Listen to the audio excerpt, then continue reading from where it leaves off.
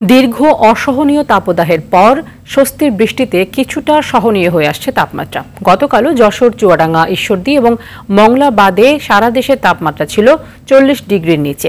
বৃষ্টি হয়েছে কোনো কোনো অঞ্চলে। আবহাওয়া অধিদপ্তর জানিয়েছে আগামী 5 থেকে 11 তারিখ সারা দেশে বৃষ্টি হতে পারে। সেই সঙ্গে মে মাসে বজ্রপাত ও ঝড়ের সম্ভাবনা রয়েছে। এদিকে আজ রাজধানী ঢাকা সহ ময়মনসিংহ, বরিশাল, চট্টগ্রাম ও সিলেট বিভাগের 2-1 জায়গায় অস্থায়ীভাবে ঝোড়ো হাওয়া সহ বৃষ্টি ও বজ্র বৃষ্টির সম্ভাবনা রয়েছে। 5 তারিখ থেকে এই বজ্র বৃষ্টি অথবা বৃষ্টিপাতের তীব্রতা বৃদ্ধি পেতে থাকবে। 6 তারিখ থেকে আরও বৃদ্ধি পেতে থাকবে।